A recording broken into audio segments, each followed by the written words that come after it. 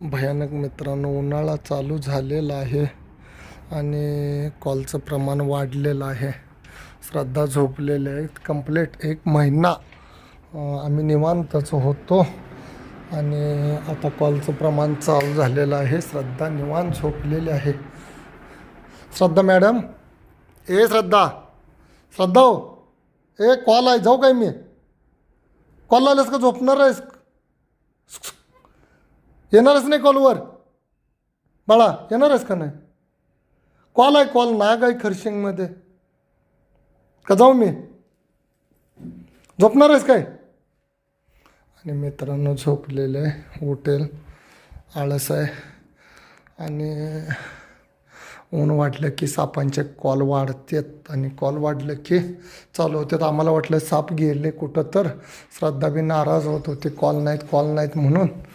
साप पकडल्याशिवाय एकतर तिला बरं वाटत नाही. आणि आता आम्ही कॉलवर येतोयस. आहे का पाणी? पे लवकर.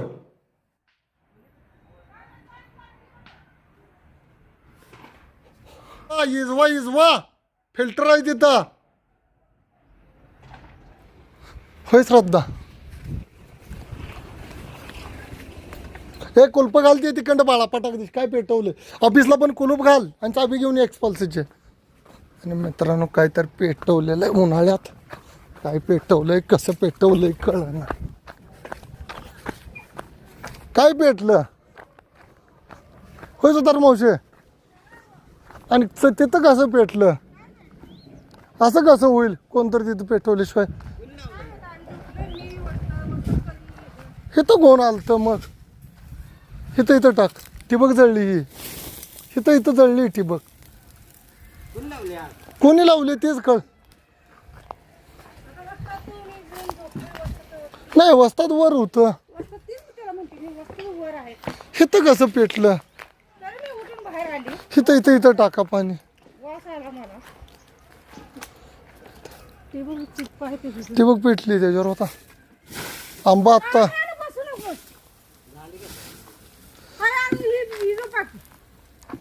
ठिबक आहे आत, सगळंच जळलं. चौकास. हां बस सोडा, जळून दे. नवीन टाकता येईल. लॅटर फिल्टर राहिला इकडं. जाऊ झोपा जाऊ.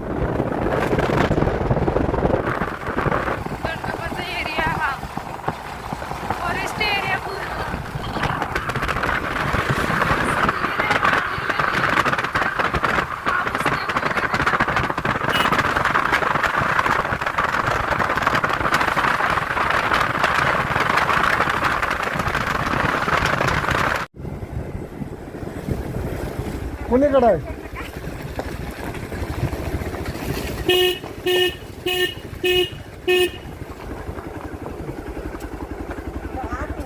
अवघ्या 10 मिनिटात कवठेमंकाळ तालुक्यातलं जे शेवटचं गाव आहे खरशिंग, त्या खरशिंग गावामध्ये हा साप आलेला होता. उन्हाचा तडाखा वाढला की सापांचं प्रमाण मानवी वस्तीत येण्याचं वाढतंय. घरात आतच गेलाय ना? चला, मानवी वस्तीत आलं की साप रेस्क्यू करणं फार गरजेचं आहे. हा, तिकडं आलं या चौकडीत ना. आणि हे होल आहे ना, हे आता तिथं गेलं. तर हे जायला हा, तिथं आत गेलं. जरा पार आहे तुमच्याकडे? त्यांच्याकडे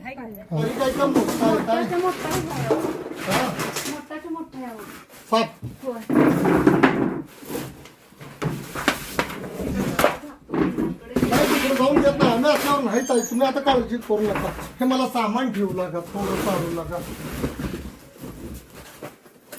जरा तुम्ही सारखं. अगं हा इकडंच रोड आहे ना त्याला. हा बघ.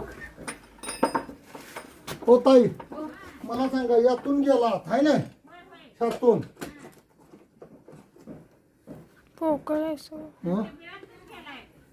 नाव का इकडंच आलंय. हा, मी पण आतच थांबलो इथं. पण साहित्य होतं इथं. मग अगोदर काय पार आणा. इथे एकदा टेस्ट करूया आपण. पण नक्की यातून आत आलाय आणि साप. होल पण नाही. मित्रांनो सगळं सामान काढलं पण साप काय मिळून आलेला नाही आणि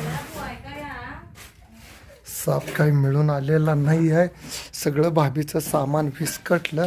असे साप येतात निघून जातात आणि जे कौलाचं सिलिंग अशा ठिकाणी नको. एक साप आहे रिलीज करू भाभी. नाही ना भाभी नक्की या साईडला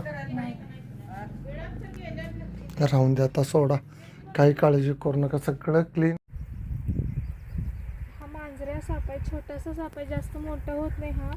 आणि हा निमविषारी साप आहे. निमविषारी म्हणजे थोडासा विषारी, जे की चावलं तर भक्ष्याला विष चढल आणि भक्ष्य म्हणजे खाण्यासाठी त्याच्या म्हणजे आहे तो निमविषारी. माणसाला चावला तर काही होत नाही, फक्त थोडीशी नॉर्मल अशी धुंदी येत्या. बाकी हा विषारी नाही, निमविषारी. सेम फुरसे असतो ना, फुरसे सापासारखा दिसतोय. सोडूया याला. मी तर कोवाला गेलेलो पण साप सापडलं नाही, पण जंगल होतं त्यामुळे याला सोडूया म्हटलं. सकाळी पकडलेला हा.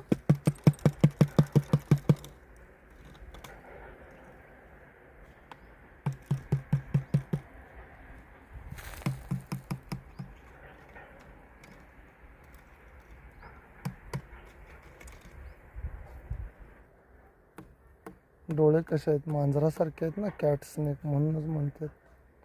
आलं लक्षात? तो गप्प बसलाय, बाहेर काही येईना.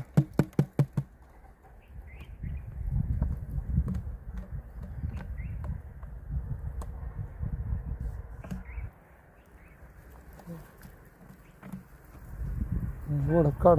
आणि मित्रांनो हा कॅट स्नेक आहे. वड जवळून दाखवण्याचा प्रयत्न त्याची केला. त्वचा अशी खरबरीत आहे. पुरुषासारखी वर इथं टच कर. इथं झाडावरती त्याला ग्रीप भेटेल याच्यासाठी याला. हा कॅट स्नेक मांजऱ्या डोळे म्हणतात. त्याचे सेम मांजरासारखे असतात. हा? मांजरासारखे म्हणून त्याला कॅट स्नेक इंग्लिश मध्ये म्हणतात. कॅट स्नेक म्हणतात काय? हा कॅट स्नेक बरोबर, मांजरासारखे ते आणि मराठीत मांजऱ्या. हा मराठीत मांजऱ्या साप आणि निमविषारी जातीमध्ये येतोय. आणि याला हा मी किती पकडले सुंदर. तर सोडून देतो, जाईल तो. सेम याच्यासारखा मॅच होतोय तो.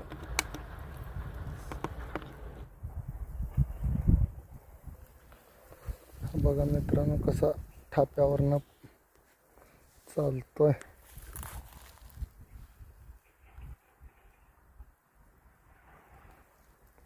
बघा हा कसा आहे आणि जंप करून हा खाली आलेला आहे आणि दिसायला तो असा दिसतोय. पालापाचोळ्यात ओळखत नाही आहे आणि तो निसर्गात सुंदर असा रिलीज झालेला आहे.